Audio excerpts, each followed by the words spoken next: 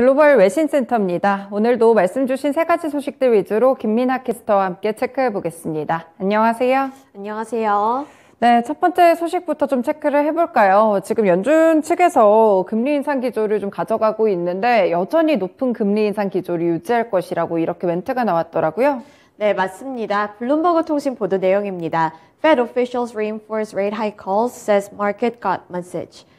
네, 이번에 연준의 주요 인사들의 발언을 살펴봤을 때 연준 쪽에서는 계속해서 이런 정책 금리 기조를 유지하려고 하는데요. 바로 주요 발언들부터 살펴보겠습니다. 글로벌 경기 침체에 대한 우려가 커지고 있는 가운데 연준 인사들의 금리 인상 기조를 이어가겠다는 의지는 어느 때보다 강해지고 있습니다. 블러드 총재는 시장이 금리 인상을 소화해내고 있다고 말을 했고, 메스터 총재는 금리 인상 중단을 생각할 필요가 없다고 밝혔는데요. 특히 먼저 이 로레타 메스터 클리블랜드 연은 총재의 발언을 조금 더 면밀하게 살펴보면 연준이 지난 3월부터 기준금리를 총 300bp나 올렸음에도 불구하고 물가 상승률은 여전히 높다고 평가를 했습니다. 따라서 기준금리가 4%를 넘어서고 또 그 수준에 머물기를 원한다고 밝혔는데요. 또 여기에 이어서 연준 내 대표적인 매파로 불리고 있는 이 제임스 블러드 세인트 루이스 연은 총재도 지속적으로 강경한 기조를 유지하고 있는 겁니다. 이번에 제임스 블러드 세인트 연은 총재 같은 경우에는 이제서야 시장이 연준의 이러한 메시지를 이해하고 있다고 설명을 했는데요. 연준 쪽에서는 치솟는 인플레이션을 잡기 위해서는 수요나 고용 둔화가 불가피하다는 점을 수차례 강조한 바 있습니다. 이러한 부분들을 이제서야 시장 쪽에서는 좀 이해를 하고 소화해내고 있는 것으로 보인다고 제임스 블러드 세인트 루이스 연은 총재가 밝힌 거고요. 블러드 총재는 물가가 조금 떨어진다고 해서 이를 과도하게 해석하면 안 된다고 말했습니다. 물가가 정점을 찍고 다소 둔화한다 하더라도 연준 쪽에서 정책 전환을 할 것이라는 것을 기대하면 안 된다는 입장입니다. 네, 이렇게 금리 인상 기조가 상당히 강한 가운데 경기 침체 부분에서도 좋지 않은 전망들이 계속 나오고 있어가지고요. 크레디트 스위스 측의 의견 어땠나요? 네, 크레디트 스위스에서는 경제 상황을 별로 좋지 않게 평가하고 있습니다. 세계 경제와 관련해서 아직 최악의 상황은 오지도 않았다고 진단했는데요. 또 미국이 경기 침체와 관련해서 밀당을 하고 있다고 주장했습니다. 우선 이 크레디트 스위스는 올해 세계 성장률이 2.6% 수준에 그치고 내년에는 1.6%를 기록할 것이라고 봤는데요. 이 크레디트 스위스의 한 이코노미스트는 현재 관측되고 있는 쇼크와 고금리로 인해서 이 국내 총생산 성장률 전망치를 하향 조정하겠다고 밝혔습니다. 그리고 미국 경제의 경우에는 올해 성장률에 있어서 제로에 근접한 수준일 것이라고 봤는데 또 내년 성장률 같은 경우에는 0.8% 수준으로 전망했습니다. 이렇게 수치만 놓고 봤을 때는 미국 경제도 많이 흔들리는 것처럼 보이지만 나머지 영국과 유럽 그리고 중국과 비교했을 때는 나름대로 미국은 선방할 수 있겠다는 진단을 내린 건데 그렇기 때문에 이 세계 경제와 관련해서 미국이 밀당을 하고 있다고 표현을 한 겁니다. 우선 유럽과 영국의 경우에는 이미 경기 침체 국면에 접어들었다고 평가를 했고요. 그리고 중국의 경우에는 성장 침체라면서 미국은 이 경기 침체의 가장자리에서 등락을 하고 있는 반면에 나머지 주요국들은 경기 침체를 이미 맞이하고 있다고 분석했습니다. 네, 전 세계도 지금 경기 침체 공포에 휩싸여 있습니다. 그 가운데 미국 쪽의 전망에 대해서 조금 더 알아봤습니다. 다음 소식 넘어가 볼게요. 네, 연준 측에서 이렇게 공격적인 금리 인상 기조를 취하다 보니까 확실히 모기지 금리도 급등을 하는 것 같거든요. 주택시장에 영향을 줄 것 같은데 어떤 소식인가요? 네, 워싱턴 포스트 보도 내용입니다. Mortgage rates hit 6.7% as housing market keeps cooling. 네, 이번에 모기지 금리가 치솟게 됐는데 바로 자세한 멘트부터 함께 살펴보겠습니다.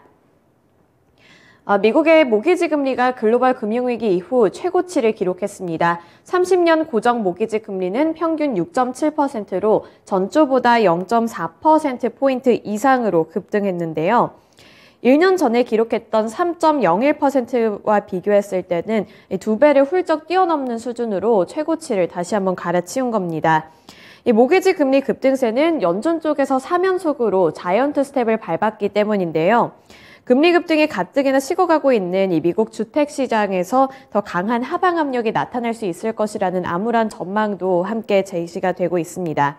월스트리트 저널의 분석 결과를 살펴보면 1년 전에 선금 20%를 내고 나머지를 30년 고정 모기지로 대출을 받았던 경우 이 30년간 이자는 총 20만 8천 달러였는데 만약에 같은 조건으로 지금 집을 산다면 이자가 52만 9천 달러로 엄청나게 큰 폭으로 오르게 된다는 점에도 집중했습니다.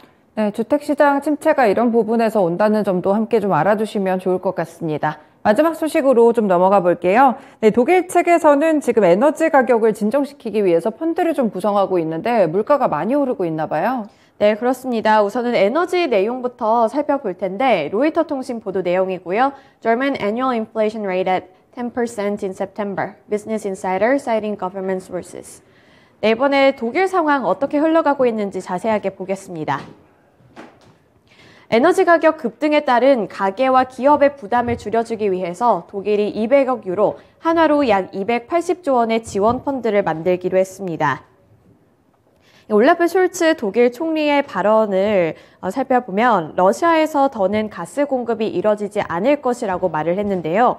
그러면서 가스 가격을 내리는 데 있어서 정부가 전력을 다하겠다고 강한 의지를 드러내기도 했습니다.